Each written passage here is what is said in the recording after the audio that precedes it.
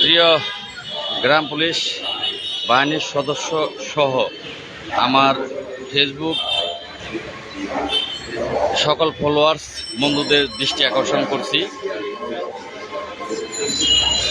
আপনারা সকলেই অবগত আছেন যে গ্রাম পুলিশ বাহিনী বলতে একটি বাহিনী আছে। যারা গ্রামে বাস করেন তারা সকলেই গ্রাম পুলিশ বাহিনীর সদস্যদেরকে আপনারা চিনেন, আর যাহারা শহরে বসবাস করেন তাহারা হয়তো চিনেন না। ইউনিয়ন পরিষদে কর্মরত স্থানীয় সকল সেবা দানকারী সরকারি কর্মচারী বলতে যে আছে সে হচ্ছে গ্রাম পুলিশ। আমাদের গ্রাম পুলিশ বাহিনীর সদস্যদের বেতন এতটাই কম যা দিয়ে বর্তমান সময়ে সংসার চলে না। ৬,৫০০ টাকা। ২০১১ সালে জাতীয়করণের গেজেট থাকা সত্ত্বেও আমরা জাতীয়করণের গেজেট মোতাবেক বেতন পাচ্ছি না। আমাদের বর্তমান ডিজিটাল বাংলাদেশে মানবতর জীবনযাপন করতে হচ্ছে। তা আমরা ২০১১ সালের গেজেট বাস্তবায়নের জন্য আজকে ৬ দিন যাবৎ লাগাতার অবস্থানে আছি। আমরা বাংলাদেশে এবং দেশের বাইরে যে সকল আমার ফলোয়ার বন্ধুবান্ধব আছেন প্রত্যেকের কাছে আমি সহযোগিতা পাচ্ছি। যে যেভাবে পারেন, আপনারা অনেকেই আছেন রাষ্ট্রীয় গুরুত্বপূর্ণ দায়িত্বে, অনেকেই আছেন মাননীয় প্রধানমন্ত্রীর একান্ত কাছের লোক। আমরা আপনাদের সহযোগিতা কামনা করছি। আমাদের বেঁচে থাকার যে দাবিটি, সরকারের ন্যূনতম কর্মচারী হিসেবে পদমর্যাদা পেতে পারি, আপনারা সকলের সহযোগিতার হাত বাড়িয়ে দিবেন। আমরা যেন এখানে লাগাতার অবস্থান করতে পারি এবং আমাদের দাবি আদায় করে বাড়ি ফিরে যেতে পারি, সকলের কাছে সহযোগিতা কামনা করছি। আপনারা দেখতেই পাচ্ছেন শুকনা খাবার, রুটি, কলা, পানি এগুলো খেয়েই আমাদের এখানে সকাল থেকে রাত আর রাত থেকে সকাল কাটাতে হচ্ছে।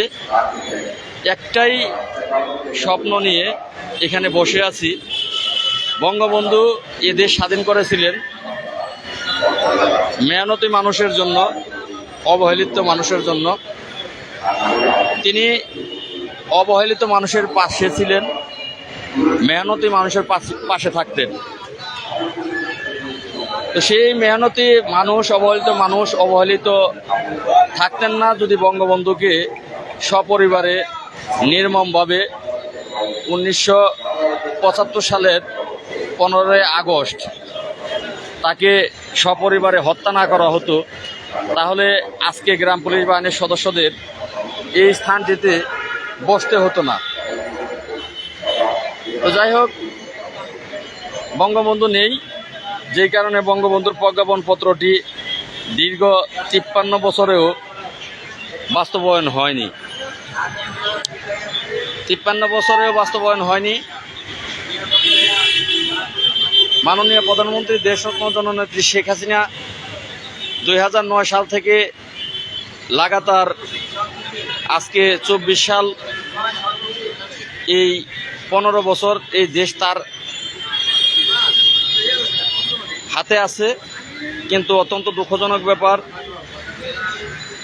রাষ্ট্রের সকল উন্নয়নমূলক কর্মকাণ্ড তার মাধ্যম দিয়ে হলেও গ্রাম পুলিশ বাহিনীর সদস্যদের জাতীয়করণের যেই দাবিটা, সেটা তার সরকার আমলে 2011 সালে গ্যাজেটভুক্ত করা হলেও তাদেরকে বেতন দেওয়া হচ্ছে না। এটা মাননীয় প্রধানমন্ত্রী জানেন কিনা আমি জানি না। আমার জানা মতে যদি মাননীয় প্রধানমন্ত্রী বিষয়টা জানেন যে 2011 সালে গ্রাম পুলিশ বাহিনীর সদস্যদেরকে রাষ্ট্রীয় স্বীকৃতি জাতীয়করণের আওতাভুক্ত করা হয়েছে, কিন্তু তারা বেতন পাচ্ছে না, তাদেরকে বেতন দেওয়া হচ্ছে না। এইটা যদি মাননীয় প্রধানমন্ত্রী জানেন, তাহলে আমার জানা মতে গ্রাম পুলিশ বাহিনীর সদস্যদের জাতীয়করণের দাবিটা এটা থেমে থাকবে না, এটা বহাল হয়ে যাবে। তো যাই হোক, আমি অনুরোধ জানাবো, আমি যারা ফেসবুক বড় বড় ইউটিউবার আছেন অথবা যারা আমার আইডির সাথে রাষ্ট্রীয় গুরুত্বপূর্ণ দায়িত্বে আপনারা আছেন, আমার আইডির সাথে আছেন, আমি তাদেরকে অনুরোধ করব মাননীয় প্রধানমন্ত্রীর আপনাদের মাধ্যম দিয়ে দৃষ্টি আকর্ষণ করার জন্য 47,000 গ্রাম পুলিশ সদস্যরা মুক্তি চায়। তারা বেঁচে থাকার জন্য দুমুঠো ডাল ভাত খাওয়া, তাদের কিন্তু এমন কিছু তারা চাচ্ছে না যে তারা গাড়ি করবে, বাড়ি করবে। কারণ সরকারের সর্বনিম্ন স্তরের যে বেতনটি 20তম গ্রেড 20,000 টাকা, সেই বেতন দিয়ে বর্তমানে গাড়ি বাড়ি করা যাবে না। হয়তোবা ছেলে মেয়ে লেখাপড়া করানো সহ দুটা ডাল ভাত খেয়ে বাঁচা যাবে। সেই দাবিটি 47,000 গ্রাম পুলিশ সদস্যরা করেছে। তো সেই দাবিটা অযৌক্তিক কোনো দাবি না।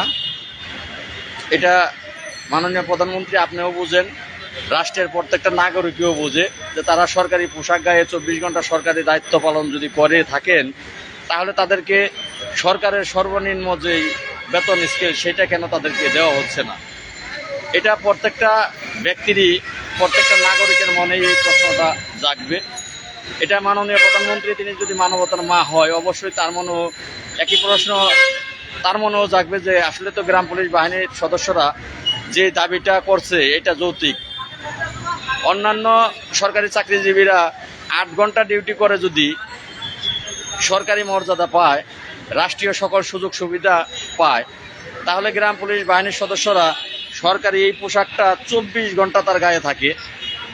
8 ঘন্টা তো থাকে, 8 ঘন্টার পরেও যখন রাত্রিতে আসামি ধরতে যেতে হয় তখনও গায়ে দিয়ে যেতে হয়।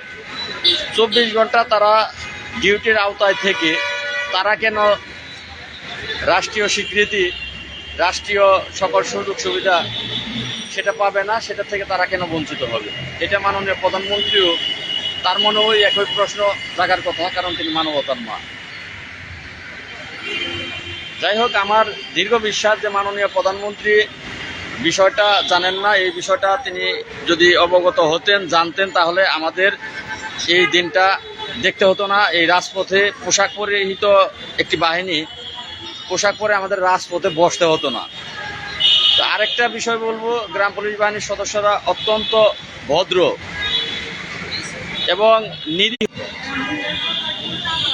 আমরা নম্রতার, ভদ্রতার পরিচয় দিয়েছি।